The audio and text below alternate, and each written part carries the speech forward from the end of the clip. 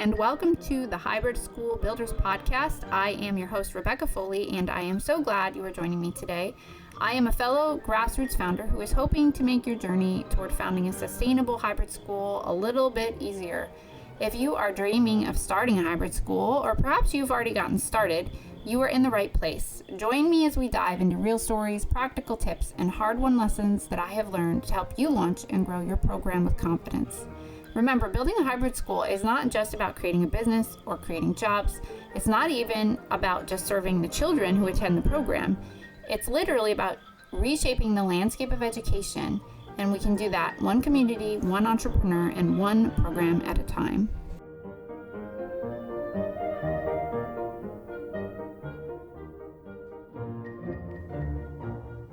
Hey guys, welcome back. Today I wanted to tie together some of the loose ends of the ideas, I guess, from the last couple of episodes. So in the last one, I talked about the executive director position from a pretty general, broad, nonprofit definition, and especially how a director works with a board. And before that, I talked about founder burnout and founder syndrome. All right.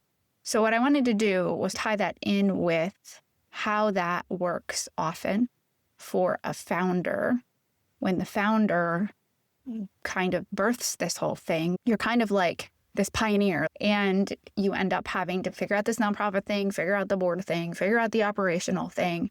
And that's kind of like the founder entrepreneurial burden that you bear, right? So how do those things tie together?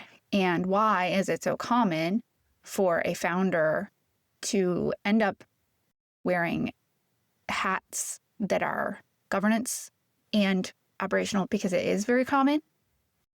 How do you prevent that? And if it's early enough to prevent it, or how do you kind of course correct if you've gotten into that?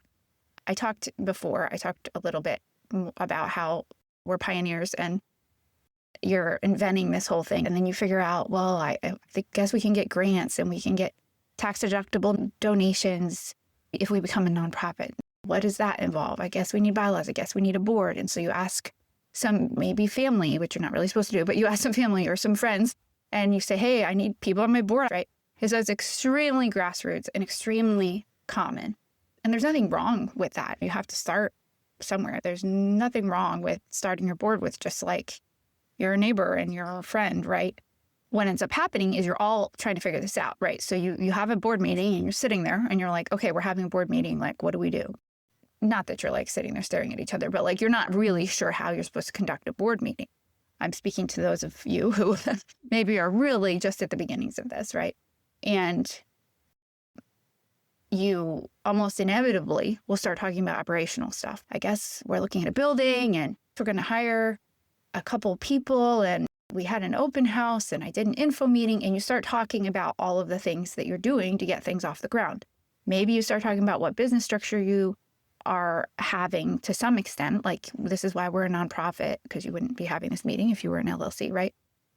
You start talking a little bit about that, but very often this group ends up starting out as more of an advisory board. Like, they're there to support you in making this thing happen, right?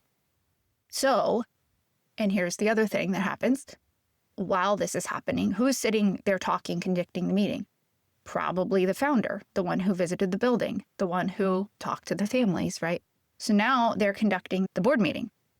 Okay, very natural, right? They're the ones who know what is going on. But what happens is 6 months, a year, 2 years, maybe 6 years down the road, the board meetings still look kind of similar. And there might have been growth. There may have been growth as far as how many people are being served and how many staff there are. There's been hopefully some stability as far as figuring out what everything costs and how this is all working out, whether you're actually getting donations. But what's happening is the founder is still going to work every day, or however often your program meets, meeting with families, sending emails, dealing with the facility. They're doing operations. Then they're also showing up at board meetings and they're saying, okay, well, here's what happened, and what do you guys think about this? And they end up conducting the meeting. This happens often. So what that founder ends up doing functionally is kind of acting like the president in the board, which, by the way, they can be the president officially. I think it's probably not the best idea, just because what it does is it just kind of perpetuates the same difficulty in distinguishing between the governance and the operations when you're looking at the same person who's they're not just the founder, they're also maybe acting as the director, even though, again, another common thing, they haven't actually been named that yet. And then they're also acting as the president. It's like, you don't know which hat they're wearing when they open their mouth, right? So I think it's easier for the separation and for the sustainability of it all to have a separate person wear the hat of president, the title of president in the board.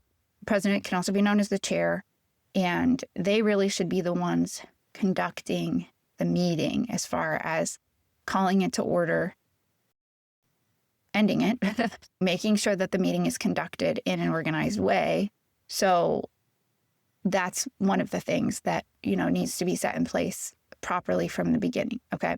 So the reason that these things get scrambled, which contributes to founder burnout, if you go back a couple episodes, is that you get off on the track of the founder doing both things. And then the board is acting as more of an operational advisory board. Okay. Because that's the stuff that needs to happen every day. It's the decisions that need to be made. And this group is there. And so they're helping with that. Okay. Extremely common way of starting. But it's not really the proper way of starting. Okay. Because the nonprofit model has this other layer of governance that isn't really there in an LLC. So let's just talk about an LLC for a minute. Okay, that's limited liability corporation. Let's just simplify it. It's just a one-person business. Okay, they file as an LLC. It just makes it a separate business entity. So if anybody sues the business, it's a separate business entity. It's not them personally, as opposed to a sole proprietorship. There isn't like a governance layer there. I mean, there functionally is. Someone needs to govern the business, and that's the business owner, but it goes with the territory, right? You're the business owner. You can keep the profits. You make the decisions. There is no other separate governing body in an LLC, right? In a nonprofit, the whole reason you have this board is that you have this separate body that does the governing, strategizing, transparency, compliance stuff. So I've talked about that in other episodes. I'm not going to get into all the details of that. But it's really key that the founder decides where they want to be in the longer run, whether they want to sit on the board as a governing voting member, they're still going to have one vote only, or they want to be the director. Okay. So in the beginning, again, it's okay if this is a little functionally scrambled, as long as I even hesitate to say that, but it's almost inevitable that it's a little functionally scrambled because you have to get the board going and you have to get the operations going. But if you understand as a founder which direction you're heading in, as soon as possible, we're going to vote in a president, we're going to vote in a secretary and treasurer, and I'm going to have them go through a training so they understand what their job is. And I'm heading toward being the executive director, head of school, whatever you want to call yourself. You want to say, well, where am I going to be? What's my personal capability? What's my skill set? What's my interest? What am I actually able to do? What do I want to do? Where am I going to head? And you want to use that language from the beginning with your very first board members in your very first meetings, okay? Use the language of executive director. Use the distinction in the responsibilities that this is governance that we do in a board meeting, and that's operations. If you start talking about operational things, make sure you say, now this is operational, but, and sometimes, like I said, it gets a little scrambled the first year. Maybe you don't have staff yet. Maybe you need your board to help you with some advisory stuff. That's not necessarily bad. It's only bad if they don't realize that they're not really acting as governing board when they help you with that, or if you don't realize it, okay? So I would suggest that you separate the meeting if you're going to do that. Say, if it comes up, you say, well, this is operational. Can you guys stick around and talk to me about that once we close our governing part of our meeting? But it's operational, and I could use your input on that, right? So if you start from the beginning with that kind of language, and you make sure everybody understands where you're heading. Now, again, this always feels a little awkward when you're a founder. If you're like, of course, I'm going to be the director. I'm the one who started the program. I'm running the program, right? You have to be bold enough and assertive enough and not, feel bad about this, depending on your personality. Saying like, now I'm assuming I can be the executive director with this, but I am going to need you to like name it and like own the position and the accountability. And so let's learn about this together. Is that okay with everybody? Does anyone have any concerns with that? And like, you have to be, it takes kind of a thick skin maybe, because I never heard of a board in the very first 6 months or year saying, oh, well, we're going to hire a different executive director. That will sometimes happen later, many years down the road, when the organization is kind of taking on a life of its own. That is possible, and it's still painful. At the beginning, it's like, okay, you're going to be the executive director. You're doing all of the work. We'll check in again in a year, and we're going to be working on accountability processes for this. But you might have to tell the board that. Say, now I'm not going to be the president. Right now, I'm kind of like, getting these meetings going to help start with our training and everything. But I'm going to need someone to be the president. And here's what a president is going to do. We'll be talking in between meetings here and there so that you kind of know what's going on. And I'll be submitting items for the agenda to the secretary. We're going to need one of those too. And they're going to put the agenda together. And you're going to be telling the officers this. If none of them have ever done this before, I'm assuming none of you have ever done this before. You're going to be telling them what these jobs are and telling them where you would like to head. Now, if you're like, well, I don't want to be the executive director, I can't be. Maybe another member of your team is going to be. And again, it has to be somebody who listened to the last episode, but also, there's more to it as far as like the operations. In fact, that's the majority of the time. You have to be able to and willing to, like physically able to, as in like being able to be present at the right times in the right places. You have to be willing and able to be the executive director to oversee all of the operational parts of it.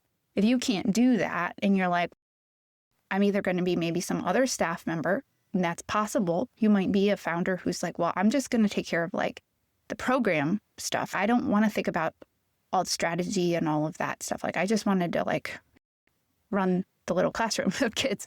Or maybe you're like, well, I can handle the budget and the setting up the systems and everything, but I can't really be the person who trains and supervises the teachers, right? There's kind of those two big pieces of the operations, the like administrative side and then the program classroom side.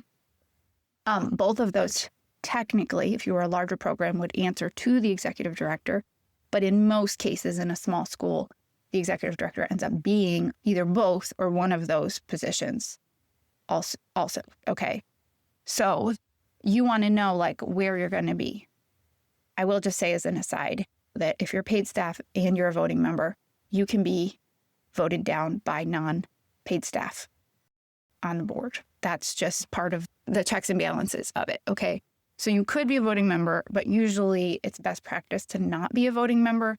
You're just a member who doesn't get to take official votes, but you're at the meetings. Okay. Anyway, that's the executive director or some sort of director, staff person, founder, usually where they're sitting. But if you want to be a voting member, you could say, well, I want to be a voting member. I know I'll be the president of the board.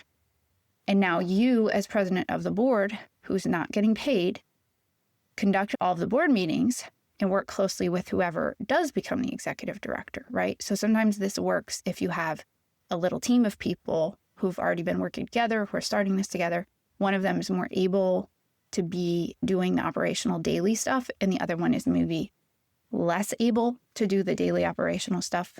Maybe that person can be the president, although you do need to be careful that that person doesn't end up actually doing a whole bunch of unpaid operational work, because that can happen too. It's probably better to put them on staff and pay them and give them a title and have them just work as co-directors or something. Anyway, there's a couple of different ways you can take that, but just make sure that you're distinguishing the two things from the beginning and head in the direction where you want to be and where you're going to thrive in the long run as a founder. Okay. Now, if you've already started and you're a year or 2 or 5 years down the road and you're like, oh man, we've been doing this wrong all this time. I'm the founder and I've been the director and the president, and none of our board members really knew, none of us really knew that that's what our board was supposed to do, that they just kind of showed up and gave me some advice, right? I think the very best thing to do in that case, and this can be difficult, but I think if you just stop and say, you don't make it personal, well, unless you have to, but if you get someone who's like intentionally trying to ignore what they've learned because they don't want to let go of control or something, that you do have to make that personal. But if it's just like nobody really knew, then you say, okay, guys, I just realized that we have kind of been doing this wrong all this time. We've been acting as an advisory board and we're supposed to be acting as a governing board. And I'm not even supposed to be part of the governing board, right? I'm just supposed to be, I should have been appointed a director because that's the job I'm doing. You like literally say that to the group and you just kind of put a hard stop to what you've been doing. And again, this is theoretical. It doesn't always go this smoothly in real life, but like, I think just hitting the reset button and saying, so here's what I learned, right? Maybe you have someone wearing the title of president, but they're not really like doing the president job, and say, okay, this is what I learned. This is what a president is supposed to be doing. This is what a treasurer is supposed to be doing. This is what a secretary is supposed to be doing. This is how we're supposed to be conducting our meetings. And like, do a training, have everybody do a training. Like, we're just going to have to reset because I just didn't know this in the beginning. I'm sorry, everybody. You could take ownership of it a little bit if you just didn't know. It's okay. So now but you put a hard stop to it. And then I also would advise that once you've trained, like you probably need to have like a set meeting or an extra meeting, maybe a training day. And you just like go through all of the basics of governance. What is it? Compliance and financial transparency and appointing a director and making sure you have onboarding for new members and training for new members and strategic planning, right? These like 4 main areas, and duty of care and loyalty and making sure that there's no conflict of interest, and this little package of things that your board is supposed to be doing.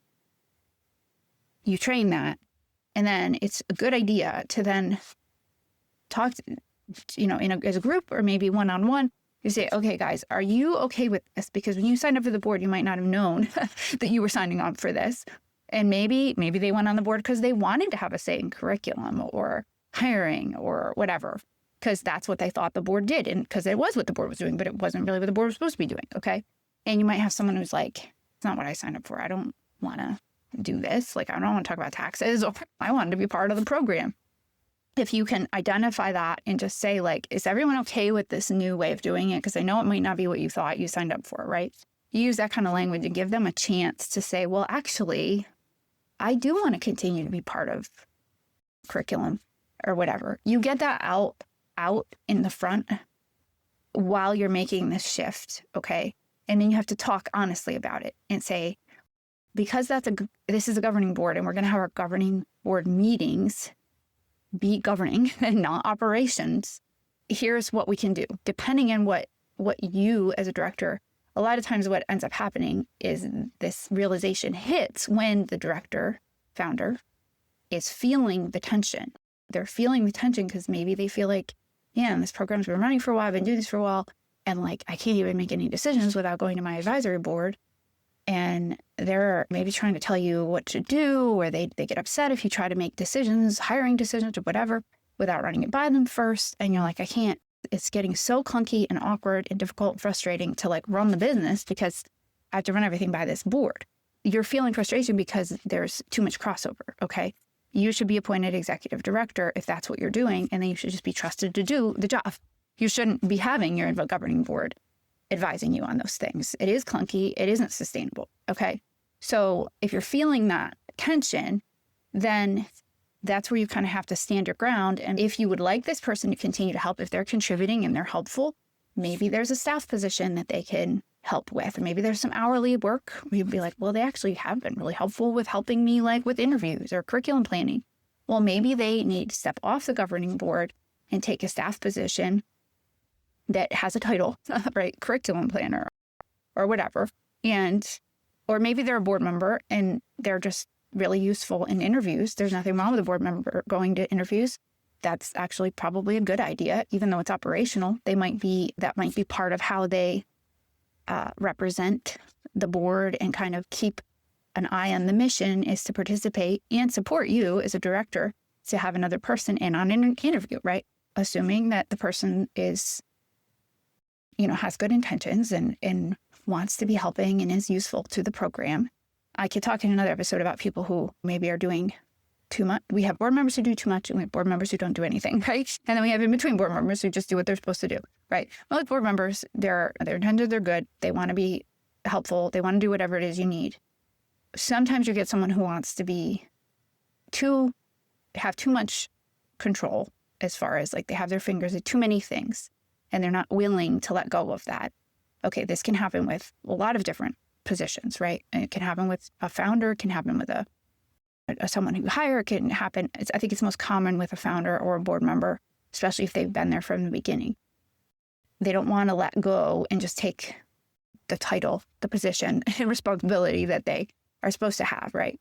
That can happen sometimes. Or you can have people who aren't doing what they're supposed to be doing, right? They take a title and then they just show up to meetings. Maybe they don't even show up to meetings half the time. And they're not prepared. They haven't read the reports. They didn't do the homework. They didn't do anything they said they were going to do between.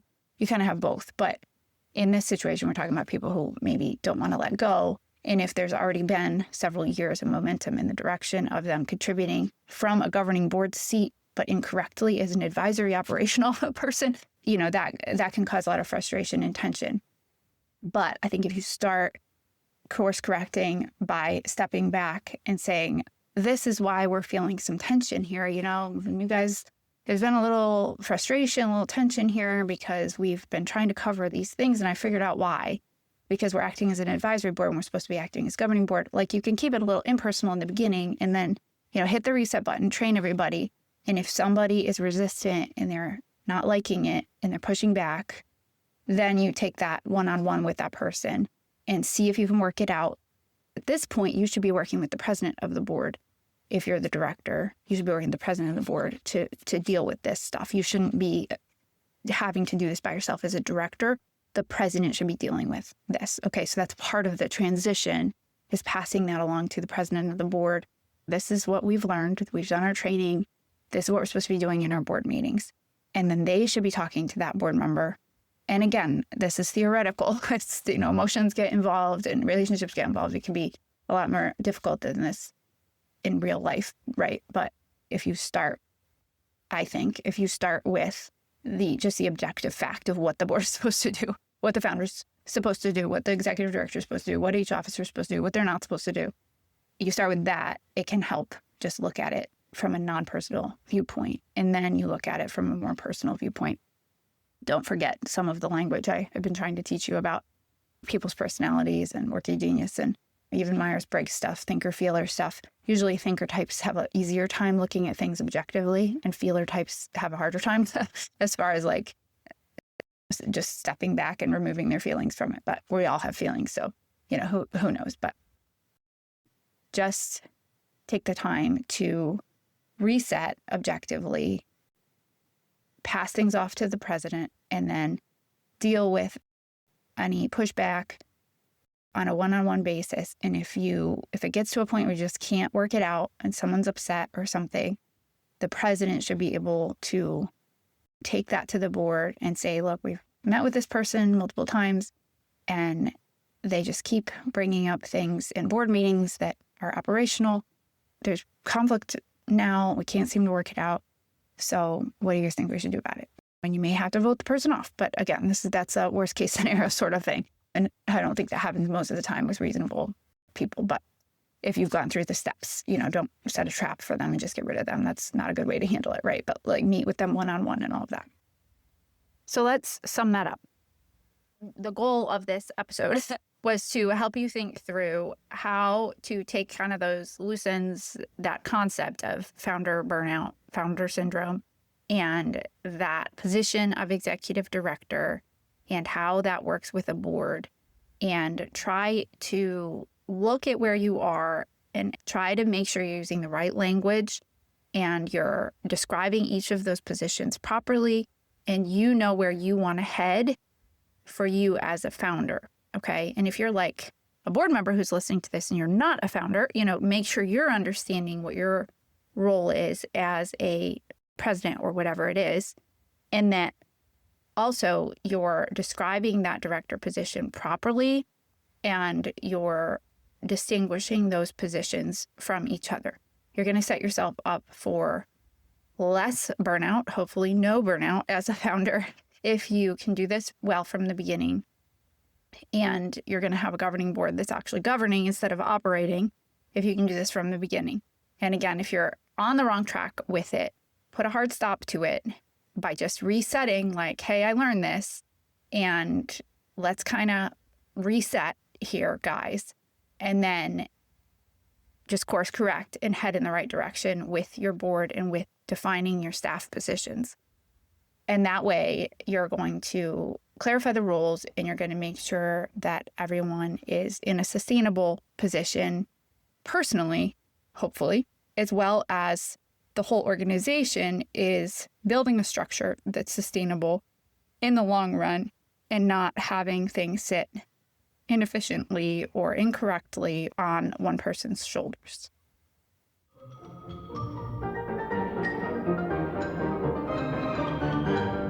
Thanks so much for listening today. Don't forget to subscribe and make sure you check out the resources I am developing at startahybridSchool.com. Send me an email anytime. I would love to hear from you. Until next time.